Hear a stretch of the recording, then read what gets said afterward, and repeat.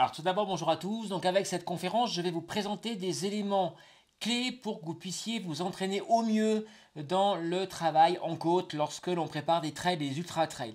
Alors lorsque l'on aborde cette notion d'entraînement en côte, il y a 5 axes de développement. Alors, je vais revenir sur chacun d'eux. L'endurance de force, le travail de renforcement musculaire, le travail lié à l'oxygénation cardiovasculaire et le travail d'adaptation au terrain, quand est-ce qu'on marche, quand est-ce qu'on court. Tout cela également en lien avec lorsqu'on peut utiliser la technicité des bâtons. Il y aura des vidéos support pour cela. Alors commençons par la problématique de l'endurance de force. Qu'est-ce que c'est que l'endurance de force? Eh bien, c'est cette capacité du muscle à recruter le plus de fibres possibles musculaires. Dans un muscle, il y a des unités motrices, chacune a plusieurs centaines de fibres musculaires, mais toutes ne sont pas utilisées. Il faut donc apprendre à l'organisme à aller les recruter les unes après les autres. C'est un travail d'équipe. Quand il y en a une de fatiguée, une vient à la rescousse. Alors, le travail d'endurance de force avec des séances spécifiques a un réel intérêt. Lorsque l'on n'est pas entraîné, on mobilise environ 200 fibres par unité motrice, alors que l'on peut aller jusqu'à 400 voire 500 fibres mobilisées lorsque l'on est parfaitement entraîné sur cette dominante de l'endurance de force. Alors, avant de rentrer en détail sur les contenus de ces séances, eh bien, on va voir ensemble ce que c'est que les pourcentages de pente. Alors, on me demande souvent quel est un fort pourcentage de pente. J'en sais trop rien, ça va dépendre évidemment de votre niveau de puissance, de votre niveau d'entraînement. Alors, mais quand même, on peut trouver un cadre assez consensuel qui consiste à dire que pour des fortes pentes, ça veut dire que vous êtes capable de courir entre 5 à 10 minutes grand maximum et après, il va falloir marcher, ça deviendra trop dur. Pour ce qu'on appelle très fortes pentes, là, ça veut dire qu'on va pouvoir courir environ entre 2 à 5 minutes grand maximum et après, il va falloir marcher. Donc c'était un élément intéressant, voilà, à peu près pour cadrer la notion de très forte pente à forte pente. Alors rentrons dans le détail des séances. Voilà, donc là on peut commencer déjà par des séances courtes, enfin des fractionnés, pardon, courts. Donc fractionnés qui vont être de 15 à 30 secondes, le temps de la récupération et celui du fractionné, donc très forte pente. Voilà, donc on monte 15 secondes, on redescend et on recommence tout de suite après. Cela, ça va permettre au fur et à mesure d'aller recruter de plus en plus de fibres. Alors, on peut faire, il faut qu'il y ait une quantité assez importante pour que ces fibres soient recrutées. Donc 8 à 12 répétitions et on peut faire 3 séries. Chacune donc avec entre 8 à 10 répétitions. On laisse du temps entre les fractionnés, entre 5 à 6 minutes. Ça n'est pas un travail cardiovasculaire de manière dominante, mais bien un travail sur la fibre musculaire. Voilà, alors on peut également le faire avec des fractionnés plus longs, de 3 à 5 minutes. Pareil, on redescend ou on peut rester sur la pente si c'est une longue montée, mais tranquillement, le temps du fractionné, ça va être le temps de la récupération. Voilà, alors on va faire 8 à 10 répétitions de ce type de fractionné assez long, toujours en très forte pente. Alors évidemment, on va être sur des pentes un peu moins raides, puisque très forte pente, je vous l'ai dit, on peut tenir 2 à 5 minutes. Donc là, ça dépend peut-être un peu moins raide que lorsqu'on fait des fractionnés très courts. Alors, un intérêt, c'est le vélo. Le vélo est tout à fait intéressant pour un trailer, notamment pour ce type de séance liée à cette problématique de l'endurance de force. Tout à fait intéressant. Alors, attention, avant de rentrer en détail, il faut bien vous dire qu'il y a deux types de techniques lorsqu'on fait de la montée, soit de la danseuse, soit les fesses sur la selle. Eh bien, en danseuse, il faut savoir qu'on n'est pas complètement focus sur les jambes. Il y a un transfert qui se fait du tronc, un transfert de puissance entre le tronc, les bras qui tirent sur le guidon et le bas des jambes. Donc, le travail en position assise est plus intéressant pour le focus travail au niveau des quadriceps. Donc là, évidemment, on ne va pas tirer sur le guidon, c'est extrêmement important et c'est une spécificité tout à fait intéressante du vélo. Alors on va avoir les mêmes types de fractionnés, alors peut-être pas quand même les très courts à 15 secondes, on peut faire des fractionnés par exemple des montées de 1 minute, voilà, très forte pente, et puis on redescend et on recommence, ou alors 3 à 5 minutes. Alors, extrêmement important, c'est la fréquence de pédalage. Quand on va faire de l'endurance de force en vélo, il faut que la fréquence de pédalage soit assez lente, sur une très forte résistance, parce qu'il faut laisser du temps aux fibres musculaires précisément de se mobiliser les unes par rapport aux autres.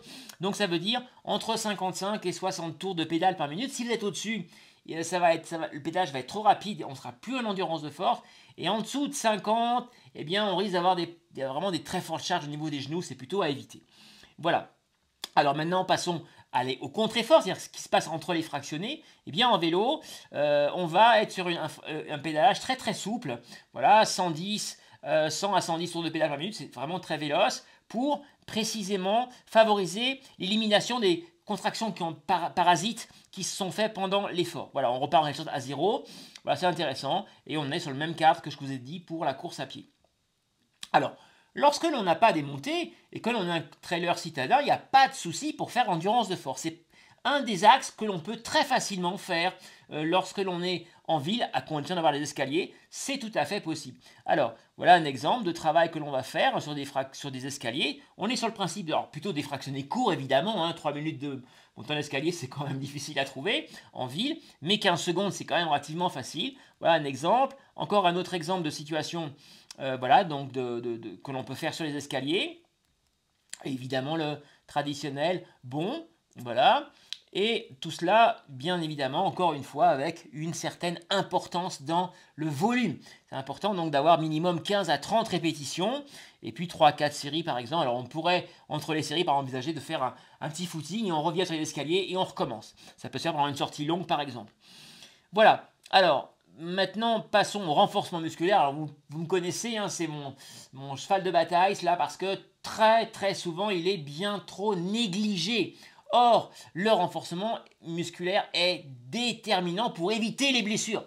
Extrêmement important. Ce n'est pas vos séances de cardio ou de VMA qui vont vous éviter les blessures. C'est bien le renforcement musculaire. Alors, il y a différents axes. Les fessiers, extrêmement importants. Ils vont intervenir pour la stabilité du tronc et du bassin. Alors globalement, en dehors des fessiers, c'est globalement tous les muscles autour de ce qu'on appelle le corps, C-O-R-E, et pas le corps C-O-R-P-S. Eh bien, tous ces muscles qui sont autour, on va dire, du centre de gravité, qui comprend donc les fessiers, mais les lombaires, les abdominaux profonds, et également le périnée, extrêmement important, mais encore plus important surtout dans les descentes parce qu'il va éviter les chocs. Mais dans les montées, abdominaux profonds, lombaires et fessiers vont intervenir sur cette stabilité du tronc et du bassin. Les ischio-jambiers, donc les muscles à l'arrière de la cuisse, interviennent aussi lors de la flexion du genou. Or, quand il y a les montées très techniques, avec des marches, avec des grosses pierres à franchir, eh bien les ischio-jambiers sont fortement mobilisés, il faut les renforcer. Les quadriceps, ils ne sont pas que moteurs, ces muscles à l'avant de la cuisse. Ils sont aussi extrêmement stabilisateurs. Il faut donc y penser également. Et puis, le tendon d'Achille, qui n'est pas un muscle, mais qui va jouer son phénomène d'élasticité, on va le voir dans une vidéo, et qui va transmettre la puissance démolée vers la cheville et les pieds. Tout à fait important de ne pas le négliger. Travailler ce renforcement au niveau du tendon d'Achille, son élasticité, c'est important. Alors, vous trouvez de très très nombreuses situations, des exemples très concrets sur bien mon compte Instagram Enduractive où je vous présente justement problématique par problématique des situations intéressantes, faciles à mettre en place, pas forcément avec du gros matériel d'ailleurs, pour travailler ce renforcement musculaire qui est encore une fois extrêmement important. Il n'est pas important que pour les descendre, il l'est aussi pour les montées. Alors, passons maintenant au niveau cardiovasculaire cette fois-ci. Bien, lorsque l'on fait des montées, il y a besoin d'une forte oxygénation. Eh bien, d'abord, avant de rentrer en détail dans les séances, il faut que vous sachiez déterminer ce qu'on appelle votre VMA ascensionnel. Alors, la VMA ascensionnelle, qu'est-ce que c'est? C'est la vitesse maximale aérobie qui correspond à votre plus haut niveau de consommation d'oxygène. En général, on peut le tenir 4 à 5 minutes, guère plus. Et alors, on a un test, vous allez faire 6 minutes à bloc. Et les 3 dernières minutes, vous allez prendre la moyenne, ça vous donnera approximativement votre VMA ascensionnel. Alors, voilà quelques séances, je ne vais pas m'étaler parce que vous allez pouvoir revenir dessus. Donc des fractionnés très courts, 15 secondes à bloc et on redescend, 15 secondes et on recommence. Alors voilà, 15 à 30 répétitions, 3 séries, vous allez me dire mais c'est presque pareil que l'endurance de force. Eh bien non, parce que c'est là que tout se joue. Quand on veut travailler ce haut niveau d'oxygénation dans la durée, vous ne faites pas un 100 mètres, vous ne faites pas un 400 mètres, c'est donc le plus haut niveau d'oxygénation sur la meilleure durée possible. Il y a une certaine tenue, un temps de durée. Et donc, il faut que si vous faites des temps de récupération trop longs, vous allez faire descendre votre fréquence cardiaque trop bas et vous n'allez pas maintenir un bon niveau d'oxygénation. Par conséquent, on a des récupérations qu'on appelle pincées assez courtes. voyez, 2 minutes.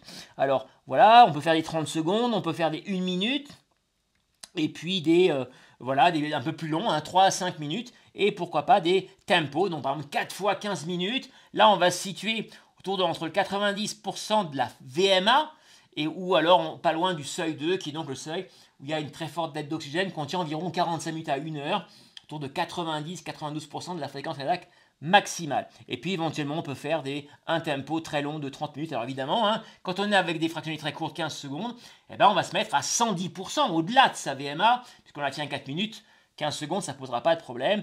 Et plus on va augmenter la durée, plus on va baisser l'intensité.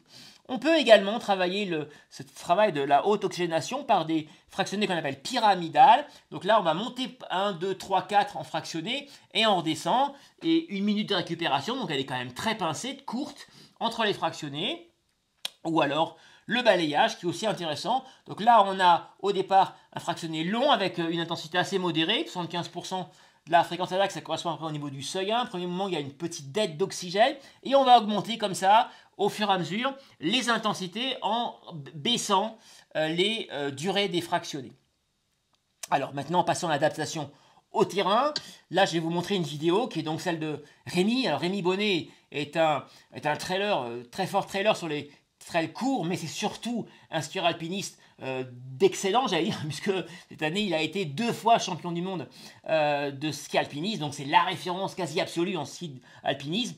Et donc, vous allez le voir, ça montée. Donc là, on est sur une montée raide, même si ça ne se voit pas trop. Et regardez, on va regarder un peu le focus déjà sur les pieds. Regardez l'élasticité des pieds. On va prendre le temps. Il est toujours sur la pointe des pieds pour être le plus élastique possible. Et donc, dégager le plus de puissance possible. Il n'est pas sur les talons, il ne va pas s'écraser sur les talons. Alors attention, c'est une foulée qui est extrêmement efficace, qui dégage de la puissance, mais qui est peu économique. On verra que sur les trails longs, il va falloir passer sur la marche pour s'économiser. Deuxième focus, regardez, c'est le buste. Regardez le buste comme il est. Il a un buste en avant, mais pas à l'extrême. Il n'est pas cassé. Il n'a pas, j'allais dire, le nez sur le guidon, comme on dit en vélo. En tous les cas, le nez vers les genoux. Parce qu'il faut quand même garder une ouverture du buste pour pas bloquer le diaphragme. Et c'est extrêmement important. Parce que très souvent, je le constate dans les trails, eh bien les athlètes sont souvent bien trop penchés en avant dans les fortes montées et derrière, dans les descentes, ils ont des crampes.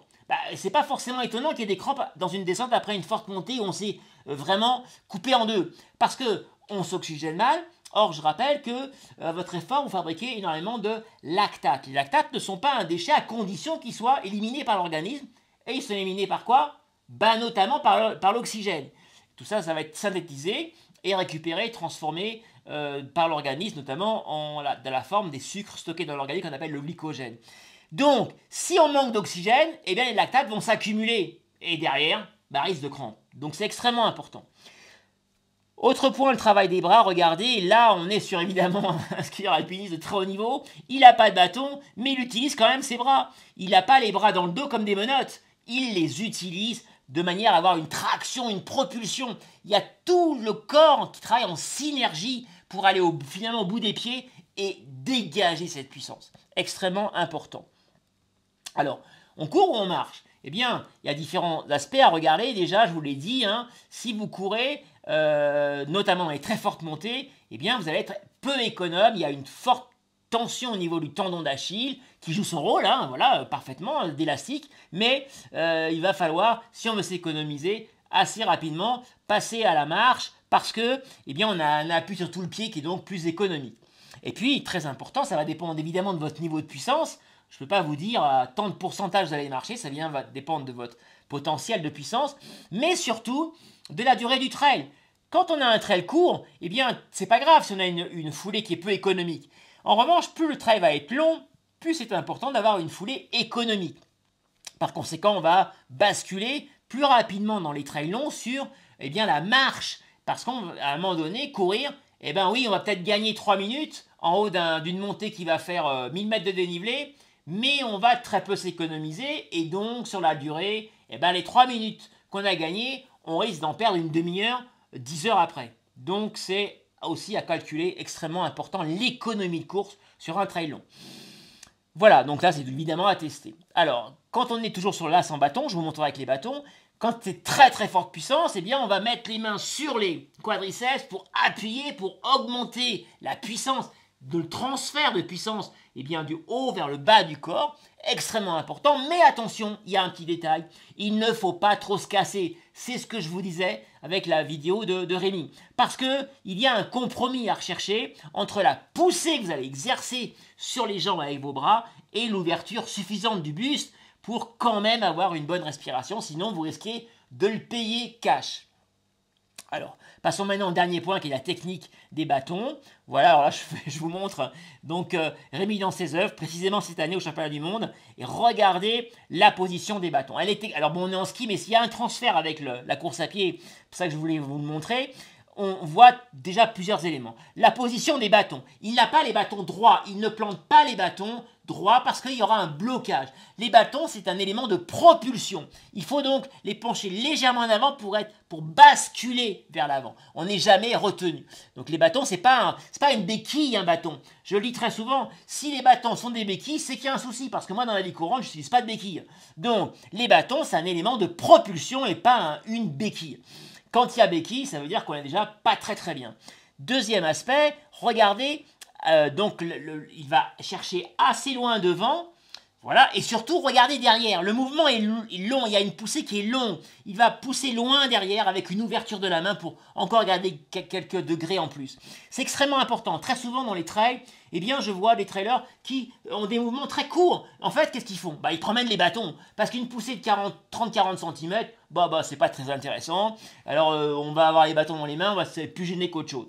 Donc avoir des bâtons, ok, mais encore faut-il savoir les utiliser techniquement, et évidemment, vous l'avez compris, la ceinture scapulaire, tous ces muscles autour de l'épaule, les deltoïdes, tout cela, ça doit être travaillé dans le renforcement musculaire. Je n'en ai pas parlé mais ça fait partie du renforcement musculaire indispensable si vous utilisez les bâtons.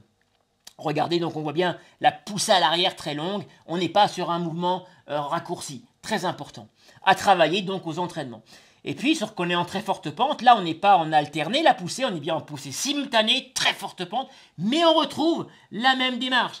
Le buste n'est pas non plus cassé à l'extrême, bien sûr qu'il se penche en avant pour l'équilibration, pour aller vers la poussée sur les bâtons, mais il n'a pas le nez sur les genoux, regardez. Et là, la pente, je vous garantis qu'elle est très très forte. Donc voilà, et regardez derrière, il y a encore la poussée, on retrouve cette poussée. Alors elle est un peu plus courte, bien évidemment, mais elle est encore tout à fait présente. C'est extrêmement important d'y penser. Voilà, écoutez, je pense qu'avec ces différents éléments, je vous ai apporté des éléments qui vous permettront maintenant de mieux apprendre vos entraînements dans les montées.